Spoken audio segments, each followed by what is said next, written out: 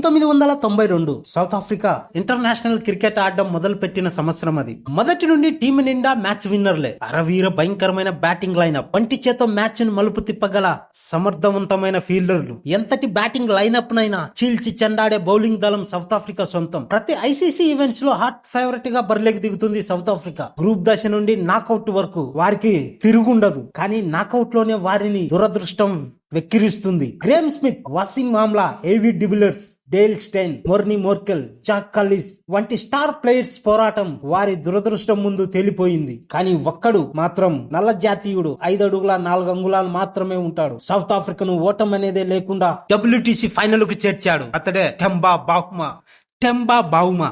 5 అడుగుల 4 అంగుళాలు మాత్రమే ఉంటాడు. ఆస్ట్రేలియా బౌలర్లు 6 అడుగుల ఆజానుబాహులు. WTC ఫైనల్లో ఆస్ట్రేలియా బౌలర్లు అతన్ని చాలా తక్కువ అంచనా వేశారు. Mitchell Starc, Hazlewood, Pat Cummins Bavuma మీదకి ఎన్నో బౌన్సర్లు సంధించారు. వాటి అన్నిటినీ చాలా ఈజీగా ఎదుర్కొన్నాడు. నిప్పులు చెరిగే యార్కర్లు విసురుతుంటే తనలోని టెక్నిక్ తో తిప్పి కొట్టాడు. ఇన్ స్వింగ్, అవుట్ స్వింగ్ బంతులకు తనలోని సాలిడ్ డిఫెన్స్ తో బౌలర్లకు దీటైన సమాధానం చెప్పాడు. టెస్ట్ మ్యాచ్ 2-3 రోజుల్లో ముగిసిపోయే ఈ రోజుల్లో అసలు సిసలైన టెస్ట్ బ్యాటింగ్ డిఫెన్స్ అంటే ఏంటో, అది ఎలా ఉంటుందో ఆస్ట్రేలియా బౌలర్లకు రుచి చూపించాడు. ఎన్నోసార్లు సౌత్ ఆఫ్రికాను నాకౌట్ లో ఓడించిన ఆస్ట్రేలియా ఫైనల్లో ఓడించిన తొలి సౌత్ ఆఫ్రికా కెప్టెన్ అయ్యాడు. Hazlewood, Pat Cummins, Mitchell Starc WTC final కు ముందు ఒక్క ఐసీసీ ఫైనల్ కూడా ఓడిపోలేదు. అలాంటి వారికి WTC ఫైనల్లో ఓడించి తొలి ఓటమిని ఆ ముగ్గురికి గిఫ్ట్ గా ఇచ్చాడు. బౌమా కెప్టెన్ గా ఒక టెస్ట్ మ్యాచ్ కూడా ఓడిపోలేదు అంటే అర్థం చేసుకోవచ్చు అతడి నాయకత్వం ఎలా ఉంటుందో. సౌత్ ఆఫ్రికా క్రికెట్ అభిమానుల